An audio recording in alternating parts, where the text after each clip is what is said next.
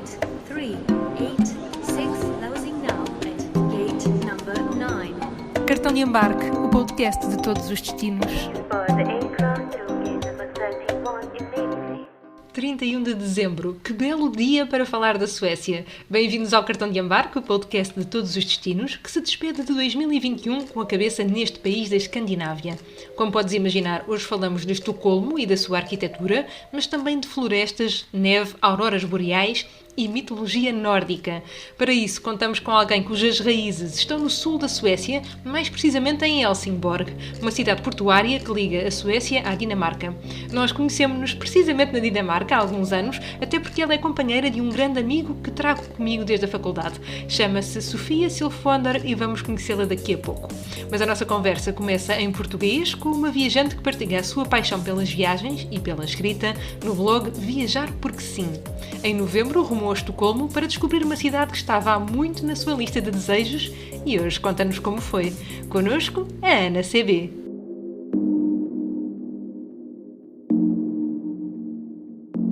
Costumo dizer que sou uma pessoa normal, porque não sou, em termos de viagens, não sou uma viajante profissional. E sempre tive trabalhos com horário fixo e, portanto, só posso viajar nos fins de semana, nas férias, como a maior parte da população deste país e de outros países. As minhas viagens eu tento encaixar o máximo possível, portanto, nesse tempo que tenho disponível, e sou, nesse aspecto, dou um bocado exemplo, entre aspas, não é, às outras pessoas naquilo que eu escrevo, ou seja, qualquer pessoa pode fazer viagens excelentes, espetaculares mesmo, sem ser propriamente um viajante profissional ou um mochileiro, que também não é o meu caso.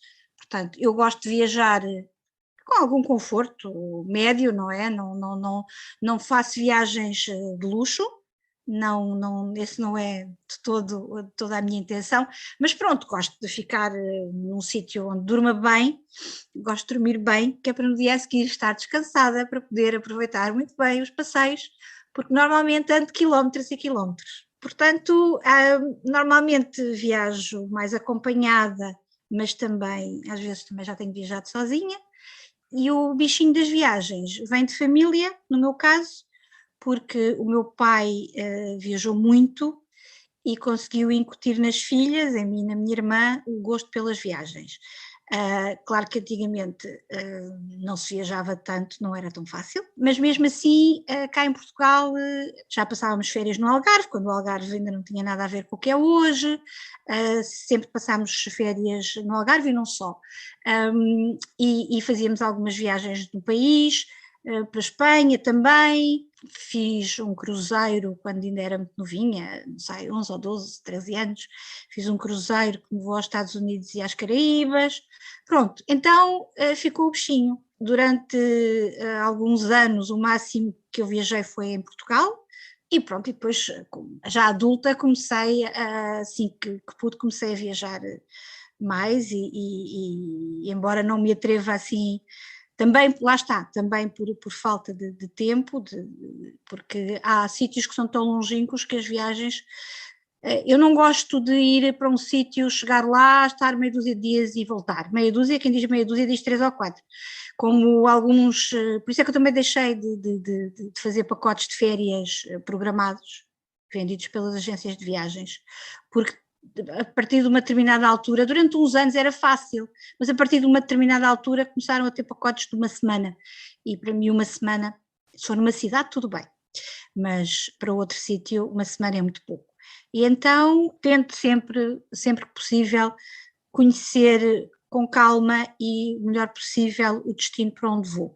À parte disso, sou tradutora, portanto tenho alguma facilidade em falar línguas e basicamente é isso. O meu blog é como eu gosto de cidades, gosto de muita parte cultural, mas também gosto muito de fazer caminhadas, gosto muito de aldeias também, então o blog acaba por ser um bocado a minha imagem. Tenho de tudo um pouco, em Portugal, fora de Portugal, e tento escrever sobre aquilo que vou vendo, as minhas impressões, mais do que propriamente dizer às pessoas vão aqui, vão acolá, embora eu também faça roteiros, mas aquilo que eu gosto mesmo é de escrever as minhas impressões, seja em forma de diário ou de crónica, aquilo por que passei, as experiências, o que senti, o que vi, tento descrever o melhor possível, porque as fotografias são um bom complemento, não é? Mas com os meus textos gosto também de dar um bocadinho aquela paixão que eu sinto quando gosto dos sítios, gosto de os descrever sem ser só a fotografia, até porque não podemos pôr as fotografias de tudo, e uma fotografia também não transmite muitas vezes a sensação que nós temos quando estamos lá. Os cheiros, por exemplo, não é? Não transmite cheiros, não transmite as nossas próprias emoções, então isso tem de ser na parte do texto. Estamos a falar aqui do Viajar Porque Sim, não é? O teu blog. Sim, Como é o que blog. surgiu este blog e porquê foi desta necessidade precisamente de explicar, de fazer um retrato mais fiel àquilo que se sente quando se está em viagem? O blog surgiu, eu sempre gostei muito de escrever, não só sobre viagens, um pouco sobre tudo. Eu fiz aqui já há uns anitos bons, uma viagem à Costa Rica e foi a primeira viagem que eu fiz, porque já era um país que eu queria muito conhecer e é um país maravilhoso, que eu aconselho a qualquer pessoa. E essa viagem foi a primeira viagem que eu fiz, que foi totalmente idealizada por mim. Ou seja, eu quando comecei a viajar não havia internet, muito menos havia a hipótese de marcar hotéis, nem sequer viagens de avião dava para marcar, tinha de ser tudo através das agências de viagens. E, portanto, o programa era o programa das agências de viagens, a não ser que só comprássemos o bilhete para o destino e eventualmente algum alojamento e depois ficássemos no carro e fôssemos à aventura. Então, a viagem à Costa Rica, como na altura as agências de viagens já estavam com os tais pacotes muito pequenos e era sempre os mesmos sítios, então eu decidi organizá-la toda eu própria. Programei tudo, portanto imprimi coisas, vi qual seria o roteiro, daqui vamos para ali, daqui vamos de autocarro, para ali vamos de barco, e a viagem foi toda assim, e a viagem correu lindamente, e adorei aquilo. Então decidi, para memória futura, fazer um diário da viagem para mim. O primeiro dia foi assim, onde é que fomos, mas já muito também um bocadinho com a minha perspectiva mais intimista e com as minhas emoções, o que é que eu senti, o que é que eu vi. Então fiz o diário para mim e depois de o ter pronto, um dia, já não sei porquê, devia estar a ver algum blog de viagens ou qualquer coisa no género, pensei, se eu pusesse isto num blog, eventualmente para ajudar quem queira lá ir. Também já tinha mais alguns textos escritos sobre outros sítios, pensei, eu podia pôr isto num blog. E então foi assim que surgiu o Viajar Porque Sim. Foi por causa desta viagem à Costa Rica. Pronto, e depois continuei a contar as minhas peripécias de viagem por outros sítios. Eu acho que esta conversa também nos leva muito ao início da nossa conversa e eu gostei muito quando disseste que és uma viajante normal, não é? Aqui relacionado também com o facto de a internet ter vindo democratizar e facilitar muito, não é? É muito mais fácil viajar hoje em dia do que era há alguns anos atrás, mas hoje também estamos aqui para falar assim um bocadinho mais sobre uma das tuas mais recentes viagens, que foi precisamente à Suécia. É mesmo muito recente. Como é que surgiu a Suécia neste panorama de 2022? 2021? Eu já estava aqui a pensar mais à frente. Eu tinha vontade de ir a Estocolmo já há bastante tempo. Eu não tenho viajado muito para os países nórdicos. Então, o ano passado fui à Islândia e eu fiquei completamente apaixonada pelo país, claro, e este ano eu já tinha Estocolmo na minha lista, porque eu tenho uma lista de sítios que quero visitar, sobretudo, não é? Além de outros. E então, como só tinha ali 4 diazinhos e ultimamente tem sido mais seguro viajar realmente na Europa, até porque também 4 dias não dá para ir para muito longe, e então pensei, se calhar é a altura ideal para ir a Estocolmo. Ainda não é uma altura assim muito fria, não é muito gelada, embora eu goste de neve, não tenho nada contra a neve, e foi assim que surgiu a ideia. Já estava na minha lista e aproveitei este ano para concretizar. Fui há muito pouco tempo, realmente há um mês. E quais é que são as tuas impressões? Que Estocolmo é que tu encontraste? Olha, eu encontrei uma cidade muito tranquila, com algum trânsito, mas muitíssimo tranquila. É precisamente aquela ideia que nós temos dos nórdicos. Pronto, são extremamente civilizados, organizados, não há confusões, é tudo são muitíssimo simpáticos, porque às vezes não temos muito essa ideia dos nórdicos, mas pelo menos em Estocolmo achei-os todos super simpáticos, seja no restaurante, seja num quiosque onde vamos comprar água, seja no hotel, seja onde for, não os achei nada frios. Por exemplo, ano passado na Islândia, não, são simpáticos, mas não tanto, achei muito mais simpáticos este ano, em Estocolmo. Toda a gente fala inglês. São muito prestáveis, uma pessoa precisa de uma indicação, uma informação qualquer, super disponíveis. Pois a cidade tem assim um ambiente muito, o termo melhor para descrever em inglês é laid back, que é assim, relaxado, mas sem ser o exagero, não é? É tudo com calma, e depois é uma cidade que se viaja muito bem, que se vê muito bem a pé, embora se ande em quilómetros, não é? Mas vê-se muito bem a pé, e é muito bonito passear a pé, porque estamos quase sempre junto à água, como são várias ilhas, estamos a falar do centro histórico, estamos sempre com a água ao pé, e aquilo, ao contrário do que nós podemos pensar, é super tranquilo, não há ondulação nenhuma, porque é um arquipélago, e Estocolmo já está 60 quilómetros para dentro, em relação à linha de costa. Portanto, aquilo é quase como se fosse um lago, e tem lá um lago, mas a maior parte de Estocolmo não está virada para esse lago, está virada para o lado do mar, propriamente dito. Mas o mar tem uma salinidade muito baixa ali, já, então é super agradável estar a passear, andar ali a passear pelas ruas e pelas pontes. Depois, o que eu notei mais também, come-se muito bem. Outra das coisas que eu gostei muito foi, eu fiquei num hotel que é um barco, é uma espécie de um iate assim, bastante grandinho, já muito antigo, mas que está atracado precisamente numa das ilhas, lá mesmo no centro histórico, e então ficámos numa cabine, e então fiquei com muito boa impressão de Estocolmo, e dos suecos de uma maneira geral. Ora, de noite, a Ana ficava na água e de dia palmilhava muitos quilómetros. Daqui a pouco vamos saber por onde andou ao longo destes dias, com dicas deliciosas, especialmente para os amantes de museus como eu. Agora está na hora de a Sofia se juntar a nós. Ela já viveu na Dinamarca e agora está em Portugal, onde encontra muitas diferenças em relação ao seu país. Conta-nos como a Suécia é um país democrático, onde todos são iguais e devem ter as mesmas oportunidades. Quanto aos suecos, confirma-se, não são pessoas de abraçar e gostam de manter a sua distância. Nas palavras da Sofia, são mesmo vikings dos tempos modernos. Sweden is a very democratic country, and in my perspective, the idea of Sweden and the Swedish people is that everyone is equal. That is what we want, what we are working for, that everyone have access to the same kind of healthcare, the same kind of basic living.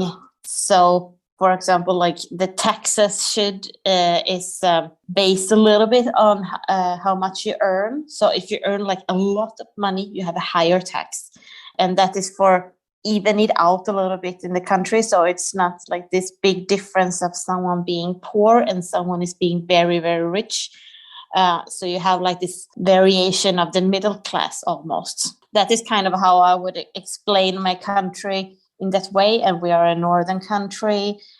We are people that likes to have a lot of distance. We are not hugging people like huggers or kissing like on the cheeks when we meet someone, like in Portugal or southern countries. We like our space. Tend to be a little more quiet. Vikings in a modern way. Totally suits me. I mean, but Sophia, where in Sweden are you from? I am from a city called Helsingborg, and just to get some perspective, it's based or is located in the more southern region of Sweden, and it's the 9th largest city, and it's located like by the water, where the water pass between Denmark and Sweden, where it's the more narrow between the countries. And funny story with the boats, I have never thought about it since this girl that I met mentioned it, because she came from another city, was that the boats goes every 20 minutes, they pass a boat to Denmark. And we normally just go because it's a fun thing. You sit on the boat, doesn't cost that much.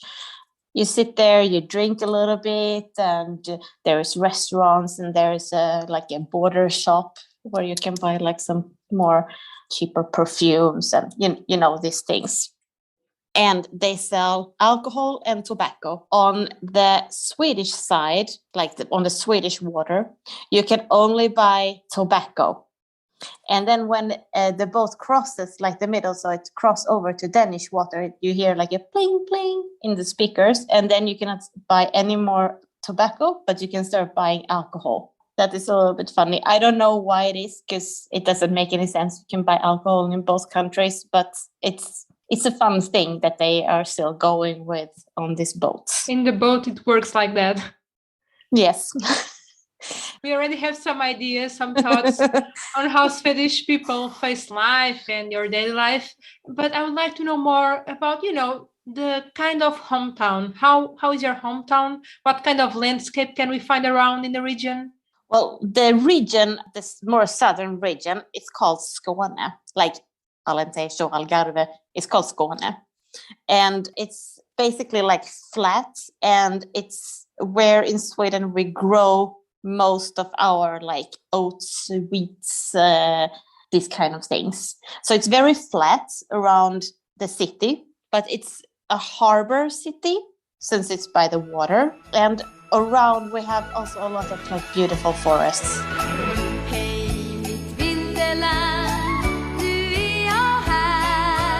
I mean, now when I was home before Christmas, we have like these leaves that change, like it's big leaves, almost like, we have like a lot of these trees with maple trees. And when it goes first in the spring, like when it's all like just like poof, blooms, it's green everywhere. And it smells so good. And now like in the end of summer, autumn, when everything changes, I mean, I have pictures like where it looks like I have a filter because everything is like orange, but it's just like the sun coming through all these leaves when they have changed colors and just like color everything. It's fantastic. I love it. And that is like something that happens in the southern parts of Sweden, because I mean, after Stockholm, you don't have so many of these trees, because then it's more like pine trees from there and up. That's exactly what I wanted to ask you as well, about some other points, not only how to write it down, but also some other points around the country that, you like, especially you really like to go there to visit. Do you have some favorite spots around Sweden? Yes. I mean, I feel such a bad Swedish citizen because, Sweden is such a long country, and I have not even been up until half of the country. And that is a little bit above Stockholm, which is the capital. It's a region called Dalarna, where I think it's the birthplace for our first king. And there I went last January in the winter, and it was like 50 centimeters of snow, ice lakes so you can walk all over, and ice skates outside. I would like highly recommend anyone that goes to Sweden to go there, because there is where you get like that true Swedish feeling. You can see like a little bit kind of from like the Viking era, like old houses, because it's really typical in Sweden to have like this wooden houses that is red with white corners, and that you see there, like a lot of them. And they have like copper mines and silver mines that you can go down and you can see it, and it's truly like amazing to go down and see these things. And I mean, Stockholm, you need to go there as well. It's the capital. It's so beautiful. The buildings is amazing. And Gothenburg, that is the second largest city that is on the other coastal side, same as my hometown. Also very beautiful. A little bit newer. It's more from like the 19th century, not dated, like more of the buildings, And my husband really, really wants us to go up to the northern Sweden to stay at the Ice Hotel and see the Northern Lights. So I think that is going to be our next trip. Amazing, and for sure it will be one of the highlights of your country, for sure. And the coldest one. Yeah, the coldest one. Yeah, I agree. You know that there's like -20 right now up there. I see how you face all this coldness, and it's really interesting how you told us that at least in some regions, in some parts of the country, you can actually feel all this historical heritage. All these Viking stories. Do you feel it like? How do you grow up in a country with all this heritage? Does it really like mark you somehow during your life? Yes, I mean, I think it's first, second, or third grade. We speak about like the Norse mythology, about Thor and Odin and like the Norse gods. So I mean, that's become introduced to you quite early in life. It's something that you learn in school, that you have it in your back with you always. It's not like when it's thunder outside, we all stand there like, oh my God, I think Thor is coming and he's mad. It's not like that. It's not like you think about it, that we're Viking countries until we go to the south. Thinking about all these differences and all we can find in Sweden, and also how all this Portuguese culture and the Portuguese as well. Do you have some advices for Portuguese travelers that wish to go to Sweden? Well, if you just go for a small trip, think about what you want to see. You want to see something very typical Swedish, then I think you should go like to Stockholm and go from there and like take the train up north, take the train to Dalarna, which is the region where it's also like a city called Falun, where we have like more heritage of our country. But I mean, you have so many different things. You have also like the hometown of IKEA, which is quite near to my county or my region in south, if you want to go and see like that kind of thing. So I mean, I think that we have so much to offer, although like what is mainly attractive to tourists is to see the heritage of Sweden and this like the northern lights or ice or snow, so tends to go like more up. But look it up, like what is your interest, and then see like where you should go actually. And I mean, it's quite a big country. The distance is long. It takes 6 hours roughly to travel by car from my hometown to Stockholm. But I mean, it's worth it. You see a lot of nice nature, and you see like really how the country changed. Tanto para ver e explorar num país que tem cerca de 1500 km de comprimento, imaginem. E se no resto do país encontramos essencialmente paisagens com pinheiros, no sul, na província da Escânia, encontramos grandes planícies que se destacam na produção de cereais. A título de curiosidade, conto-vos ainda que esta província, de onde a Sofia é natural, chegou a ser parte da Dinamarca do século IX ao século XVII. Já no centro do país, Dalarna é a província histórica que não podemos perder, que se caracteriza pelos seus lagos, densas florestas e típicas casas suecas. Ainda nesta província passamos pela cidade de Falun. Aqui encontramos a área mineira da Grande Montanha de Cobre, que é mesmo Património Mundial da Unesco. Mas para quem quer ficar num hotel de gelo e ver as auroras boreais, o melhor é mesmo rumar ao norte do país. No que toca às cidades, temos Gotemburgo e Estocolmo, claro. Por falar nisso, prontos para um périplo pelos museus da capital? Há um que toda a gente tem de ir, que é o Museu do Vasa. O Vasa foi construído no século XVIII como um navio de guerra, mas afundou-se na viagem inaugural, na Baía de Estocolmo, porque estava mal construído. Ficou depositado no fundo e as características do fundo do mar ali preservaram-no de tal maneira que nos anos 60 conseguiram recuperá-lo do fundo do mar praticamente intacto. Portanto, nota-se, porque puseram em madeira de outra cor as partes que foram acrescentadas, mas são muito poucas, e construíram todo um museu à volta daquele monstro, porque é realmente, não se compara com os nossos navios de cruzeiro hoje, obviamente que não, que são arranha-céus, mas é muito grande, tanto que ele tinha dois decks com canhões, e há quem diga que esse foi um dos problemas, porque normalmente os navios militares daquela época só tinham um deck com canhões, e tinha realmente muito peso, era suposto ser um super navio militar, e então aquilo...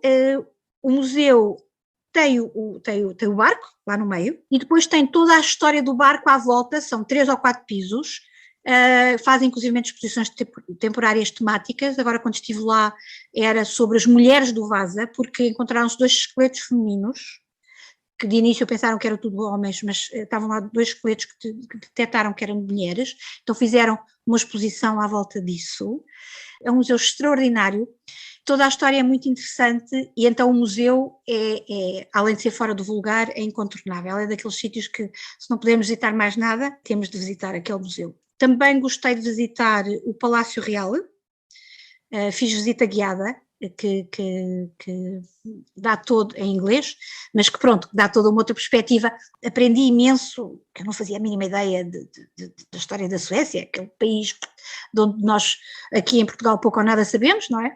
Gostei de visitar o palácio e também visitei o Palácio de Verão, que fica a 30 km, que é Drottningholm, que tem uns jardins também muitíssimo bonitos, embora esta altura realmente não seja a altura mais ideal para os jardins, porque não há flores, não há nada, mesmo as árvores estão muito despidas, mas tem uns jardins que foram desenhados um bocadinho com a ideia de Versalhes. Aliás, o próprio Palácio de Drottningholm foi um bocadinho concebida a ideia de Versalhes, que era o que estava em voga naquela altura, século XVIII, e esse palácio é atualmente a residência da família real. A família real não vive em Estocolmo, embora o rei vá lá praticamente todos os dias ao palácio em Estocolmo, eles vivem realmente no Palácio de Verão, que fica noutra ilha a 30 km, mas chega-se lá com muita facilidade. E é também muito bonito, claro que nós só visitamos a parte que está, creio que é a ala sul, que está aberta ao público. Depois visitei um outro museu que gostei muito, o Museu Nacional, que é um museu de arte, muito bem organizado também, gratuito. O Museu de Fotografia é espetacular, acho que a exposição fotográfica mais bonita que eu já vi até hoje. Já tinha ouvido dizer bem daquele museu e vale muito a pena. É o museu mais caro de todos. Aliás, Estocolmo, e eu penso que toda a Suécia é caríssima, sobretudo a nível de comida. E as próprias entradas nos museus, nada disto é barato. Há realmente aquele que é gratuito. Quem for fã do Zaba, eu não fui ver, mas conheço quem tenha ido, tem o Museu do Zaba, tem muito mais museus, tem o Museu de Arte Moderna, mas pronto, eu também não tive tempo para ver tudo. Depois há que passear por Gamlestaden, que é o centro histórico mesmo, tem a igreja alemã, que é muito bonita por dentro, eu por acaso tive sorte de apanhar aberta. Depois, nesta altura do ano também há muita coisa que está fechada, portanto, que eles só abrem no verão. Gostei muito de visitar o Skansen. O Skansen é um parque, um museu etnográfico ao ar livre. É enorme, é muito virado para famílias com crianças. Uma das coisas muito engraçadas que por acaso vi nesse parque foi um grupo de homens jovens, rapazes, todos cada um a empurrar o seu carrinho de bebés, não tinham mulheres ao pé, eram só rapazes, porque malta com 30 anos, 30 e tal anos, cada um com o seu carrinho de bebés, muito engraçado. Esse parque ao ar livre tem uma parte etnográfica onde reconstruíram e, noutros casos, levaram para lá casas, moinhos de várias regiões da Suécia. Portanto, funciona como museu etnográfico e sei que nesta altura estava praticamente tudo fechado, tinha lá alguns cafés, sítios para refeição e umas lojinhas abertas, mas, por exemplo, tem um encadernador no verão, aquilo está tudo aberto, e então as pessoas que trabalham naquelas lojas e naqueles ateliês de artesanato e que ainda fazem as coisas de forma artesanal, no verão vestem-se com fatos regionais e, portanto, as pessoas visitam e aquilo é quase como se fosse... no século passado não, no século XIX, imaginemos, não é? Pronto. E funciona um bocado nesse aspecto etnográfico. Depois tem um mini jardim zoológico, chamar jardim zoológico não, é um exagero. Tem um sítio onde tem vacas, cabras, ovelhas, como se fosse mesmo uma fazenda, uma quinta sueca. E depois tem uma parte com alguns animais mais selvagens, nomeadamente tem ursos, focas, tudo ao ar livre, com imenso espaço para eles, tem alces também, tem javalis, tem corujas, águias, aquilo realmente é enorme e é um sítio muito giro, porque funciona como jardim, como parque e ao mesmo tempo tem aquela parte etnográfica muito interessante. E depois tem a parte mais recente, que tem lá uma praça, com uma fonte no meio, mas que à noite fica iluminada, e que eu realmente visitei, foi à noite, porque às 4 da tarde era de noite, e que é, digamos, o centro, o coração da parte nova de Estocolmo toda, e tem um movimento louco, porque tem uma espécie de um centro comercial subterrâneo, mas aberto. E penso que são assim os pontos principais, aqueles pelo menos de que eu realmente gostei mais. Acho que já conseguimos construir aqui um bonito roteiro por Estocolmo.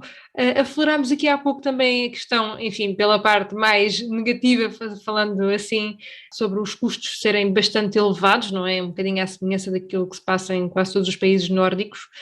Mas falando aqui na comida, na outra perspectiva, na perspectiva gastronómica, o que é que podemos encontrar por lá? O que é que provaste? Qual é o tipo de cozinha que estamos a falar? Eles têm, obviamente, bastante peixe, embora não seja muito variado. É o salmão, é o arenque, tem o caviar, não é? É muito aquilo, a ideia de que nós temos, com também muitos legumes, saladas, à mistura, tem queijo e tem a carne, é sobretudo à base de cordeiro, que é o que também tem lá mais. A comida é muitíssimo boa, é leve, não é pesada, tem sopas também muitíssimo boas. Eu gostei bastante da comida de lá. É ali uma mistura entre o típico e uma cozinha mais moderna, mas muito, muito agradável. Pensando depois na forma em como nos deslocarmos em Estocolmo e pensando mais uma vez na parte aqui da poupança, é fácil uma vez que podemos andar a pé, não é? É bastante fácil nos movimentarmos a pé. Sim, eles têm uma boa rede de metros e de autocarros e aqueles, uma espécie de elétricos também, mas os bilhetes são realmente muito caros. Eu vou só dar um exemplo. O passe de um dia são 16 euros, porque cada viagem simples são 4 euros, seja de metro, seja de elétrico, seja de autocarro. E depois, às vezes para irmos, por exemplo, de um sítio para o outro, temos de apanhar mais de um transporte, acaba por não compensar. Eu uso muito o Google Maps, até mesmo, quero ir daqui para ali, como é que vou? A pé, quanto tempo é que demora e quanto tempo é que demora se for de transportes? E às vezes a diferença é tipo 5 ou 10 minutos, eu para chegar 5 ou 10 minutos mais cedo, não vale a pena, é óbvio que poupa as pernas, mas não vale a pena pagar 4 euros ou 8 ou tirar um passe de 16 euros por um dia para andar quando podemos andar a pé, não é? E só para chegar aqui 10 minutos mais cedo. Portanto, nós só tirámos passo um dia quando precisamente fomos a Drottningholm, porque era a 30 quilómetros e tivemos de apanhar metro e depois autocarro. Assim, em jeito de balanço, dirias que Estocolmo é uma cidade para quem? Para que tipo de pessoa? Para quem gostar da parte cultural, portanto, para quem gostar de ver museus, para quem gostar de ver os palácios, para quem gostar de ver algumas igrejas, para quem gostar de fazer compras, só se tiver uma carteira bastante recheada. Pela parte gastronómica, quem gostar também vale a pena, porque sempre há coisas, parecem pratos diferentes e confeccionados de maneiras diferentes e originais. E para quem não gostar de confusão, vamos pôr antes as coisas assim, é a cidade ideal para quem gostar desse tipo de viagem. É certo que a preparar uma viagem à Suécia é fundamental contarmos com alguns custos mais elevados. Agora, natureza, cultura e mitologia, claro, é coisa que não falta no país. Foi por isso que não resisti a pedir à Sofia que nos contasse uma das histórias que mais a fascina. Ora, ouçam. Since it's been Christmas recently, and I do love like snow and everything around Christmas, and on 13th of December, we celebrate something that we called Santa Lucia, which is a very like a mix of a lot of pagan mixed with Christian things. So I'm just gonna fast track a little bit so it doesn't get too long. But Lucia was a Roman girl living in Rome. She was feeding the homeless people living in the catacombs, and for her to be able to carry as much food as possible, she had like lights, candles on her head so she could carry a lot of food. She was called like a kind of a saint. And when people came from Italy or south of Europe trying to introduce Christianity to Sweden, someone came with this story and took it to us in the northern countries. And on this day, on the old calendar, this is like the day when it's the longest night, and after the 13th of December, it starts getting light again. So we're celebrating light on this day. E foi no passado dia 13 de dezembro que a Suécia celebrou o dia de Santa Luzia, um dia em que a luz triunfa sobre as trevas, que se celebra com a família e os amigos, com bolachas de gengibre e vinho quente. Que assim seja 2022. Até ao próximo destino.